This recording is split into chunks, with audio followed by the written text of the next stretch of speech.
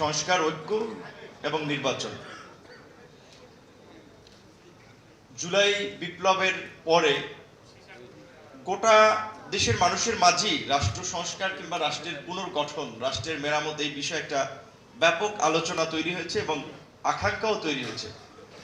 স্বাভাবিকভাবে এই সংস্কারগুলো করার জন্য বিশেষ করে আন্দোলনের অংশীজন থেকে শুরু করে বিভিন্ন স্টেক হোল্ডার, তাদের একটা ঐক্যমত্য প্রয়োজন। জুলাই বিপ্লবে যেভাবে ফ্যাসিবাদের পতনে সবাই একেবারে ঐক্যবদ্ধ হয়েছিল, কিংবা সবাই যেভাবে ইংরেজিতে বলে যে we are on the same page, যে একই বিন্দুতে ছিলাম, কিন্তু 5ই আগস্টের পরে বিশেষ করে সরকার গঠনের পর কিন্তু কিছুটা হলেও নানান কারণে আস্তে আস্তে একটু বিভক্তি স্পষ্ট হচ্ছে। এটা সত্য। এটা যতই আমরা পজিটিভ বলি, তারপর এটা একটা বাস্তবতা যে ঐক্য এবং সংস্কারের প্রশ্নে কিন্তু কিছুটা বিভাজন লক্ষ্য করা যাচ্ছে, যার ফলে হয়তো এই আলোচনাগুলোর প্রাসঙ্গিকতা আরো ব্যাপক মাত্রায় তৈরি হয়েছে এবং আজকের এই আলোচনা সেটার একটা ভিন্ন মাত্রা যোগ করেছে, যে এখানে একেবারেই গুরুত্বপূর্ণ সেক্টরের বিভিন্ন অংশীজনরা ছিলেন, তাদের মতামত দিয়েছেন।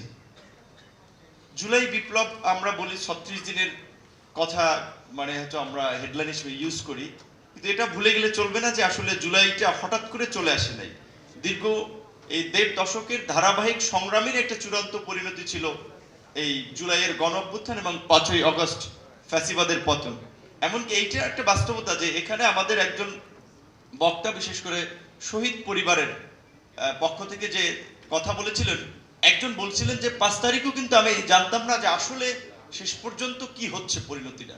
তো স্বাভাবিকভাবেই 5 তারিখের যদি এরকম একটা পরিবর্তিত পরিস্থিতি না হতো, আমরা এখানে তো আসতে পারতাম না, বসতে পারতাম না, আলোচনাও করতে পারতাম না। যেটা বিএনপির মহাসচিব বলছিলেন যে আমার এখানে একটা প্রোগ্রাম ছিল, বিএনপির মহাসচিব হিসেবে না, কৃষিবিদদের একটা প্রোগ্রাম, সমস্ত কিছু আয়োজন ছিল, কিন্তু তার সেই প্রোগ্রামও এখানে করার জন্য অনুমতি দেওয়া হয়নি। আজকে এই পট পরিবর্তন না হলে আমাদের অনেকে অলরেডি তো জেলে চলে গেছিলাম আমরা। 19শে জুলাই আমি গ্রেপ্তার হয়েছিলাম। এখানে জহিরুদ্দিন স্বপন ভাই আছেন, আরো অনেকে আছেন, সকালবেলা ছিলেন যারা জামাতের সেক্রেটারি জেনারেল, উনি বক্তব্য রেখেছেন, ওনারা জেলেই ছিলেন। কাজে আমাদের হয়তো কয়েক বছর অন্তত জেলেই পৌঁছে মানে দিন শেষ করতে হতো। আজকের একটা পট পরিবর্তনের ফলে গোটা মানুষ একটা পরিবর্তিত পরিস্থিতি পেয়েছে, এখন মন খুলে কথা বলছে, রাষ্ট্র সংস্কারে আলাপ তুলছে। আমরা গত 16 বছর যে চিত্রটা দেখলাম, আরো সকালের একজন বক্তার কাছ থেকে উঠে এসেছে যে ক্ষমতা এককেন্দ্রিক হয়ে গেছে, এক ব্যক্তি কেন্দ্রিক। তো সেই এক ব্যক্তি কেন্দ্রিক বা এককেন্দ্রিক ক্ষমতার বিকেন্দ্রীকরণের জন্য আসলে যদি আমরা কার্যকর কিছু সংস্কারের পদক্ষেপ না নেই, দীর্ঘদিন ধরে আমাদের আলোচনা হচ্ছে আমাদের সংবিধানের 70 নম্বর অনুচ্ছেদের কথা, সংস্কারের কথা, প্রধানমন্ত্রী এবং রাষ্ট্রপতির ক্ষমতার একটা ভারসাম্যের আনয়নের কথা, এবং আমাদের যে ল মেকাররা, যারা সংসদ সদস্যরা, দেখা যায় 1 লাখ টাকার ধরেন আপনার একটা পাবলিক টয়লেট উদ্বোধন করতে যাচ্ছে, সেটার জন্য 2 লাখ টাকা খরচ করছে ওই উদ্বোধনী অনুষ্ঠানের জন্য। এমপি সাহেব আসবে এই জন্য, রাস্তাঘাট যদি খারাপ থাকে সেটা মেরামত করা, তারপরে ব্যানার, ফেস্টুন, আরো আয়োজন তো অনেক ধরনের। জিওনো সাহেব তার কাজ রেখে, ওসি সাহেব তার কাজ রেখে 1-1.5 লাখ টাকার একটা ছোট, কিংবা ধরেন 5-7 লাখ টাকার বা এরকম ছোট একটা রাস্তা উদ্বোধন করা, ছোট, এই কাজটা তো এমপির হওয়া উচিত না। সেক্ষেত্রে এখন দ্বিকক্ষ বিশিষ্ট পার্লামেন্টের কথা আসতেছে, দ্বিকক্ষ বিশিষ্ট পার্লামেন্ট হবে। বিএনপি সহ আমরা যারা যুগপৎ আন্দোলন করেছিলাম তারাও একটা 31 দফা দিয়েছি, সেখানেও আছে, কিন্তু কি প্রক্রিয়া হবে সেটা কিন্তু বলা নাই। আমাদের দলের পক্ষ থেকে আমরা সংস্কার কমিশনের কাছে একটা প্রস্তাবনা দিয়েছিলাম। এটা আমরা 2000, বিশেষ করে এখানে একটু বলতে হয় যে 2018 সালের এই কোটা সংস্কার আন্দোলনের পরে আমরা যখন দেখেছি যে আসলে এই কোটা সংস্কার আন্দোলনের পরে যখন 2019 সালে ডাকসু নির্বাচন হলো, সেখানে স্বাভাবিকভাবেই দেশের মেধাবী ছাত্ররা, তরুণরা গতানুগতিক রাজনীতির বাইরে আমাদেরকে ভোট দিয়ে নির্বাচিত করলো।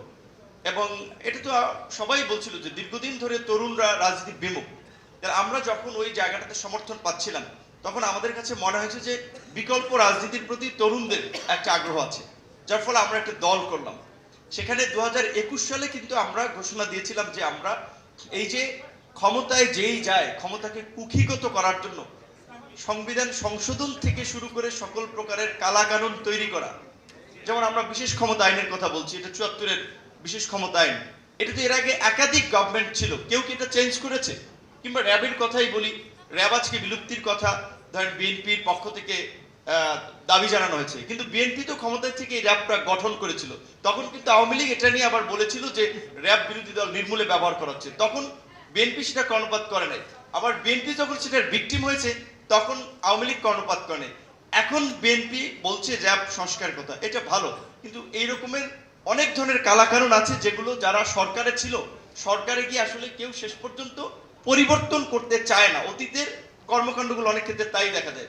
সেক্ষেত্রে আমরা বলেছিলাম যে একটা কার্যকর সংসদের জন্য, ক্ষমতার ভারসাম্যের জন্য আনুপাতিক হারে নির্বাচন বা সংখ্যানুপাতিক নির্বাচন সেটা একটা পদ্ধতি বা প্রক্রিয়া হতে পারে।